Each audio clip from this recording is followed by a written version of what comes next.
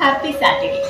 ఈరోజైతే నేను గోవిందుడి పూజ చేసుకొని వడియాలు పెడుతున్నాను. గుమ్మడికాయ వడియాలు తెలిసేవరకైనా నాకైతే చాలా ఇష్టం అండి. మా అత్తయ్య పెడుతుంది, మా అత్తయ్యని చూసి నేను పెడుతున్నాను అనమాట.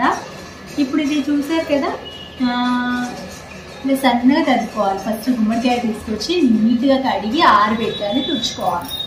ఓకేనా? తర్వాత దాన్ని ఏం చేయాలంటే ఇలా సన్నగా కట్ చేసి పెట్టుకోవాలి. సన్నగా కట్ చేసి పెట్టుకొని ఉప్పు పసుపు వేసేసి హోల్ నైట్ ఇట్లా క్లాత్లో చుట్టేసి వాటర్ అంతా పోయేంత వరకు వెయిట్ పెట్టి వాటర్ అంతా తీసేయాలి.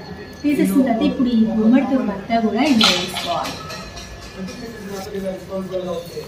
ఈ గుమ్మడి తురుము అంతా కూడా ఇందులో వేసుకోవాలి.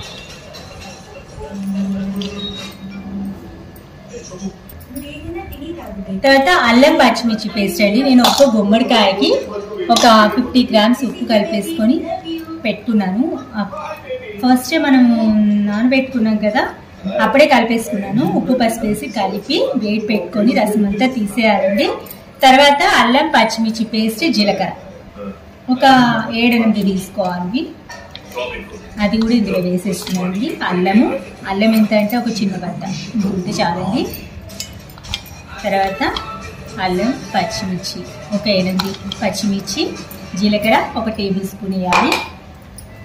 తర్వాత నానబెట్టి రుబ్బుకున్న మినప్పిండి ఎక్కువ వేయద్దండి, కొంచెం దీనికి సరిపడ వేయాలి. దీనికి సరిపడ అంటే మినపప్పు కదా.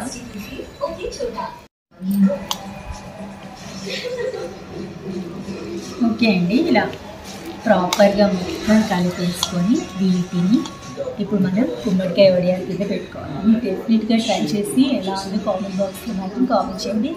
సరే, ఇప్పుడు పైకి వడియాలు పెట్టుకుందాం. ఈ విధంగా చిన్న చిన్నగా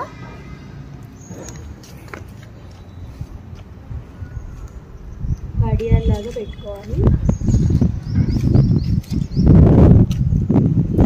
ఇవి ఒక 2-3 days బాగా ఎండలోనే ఎండనివ్వాలండి.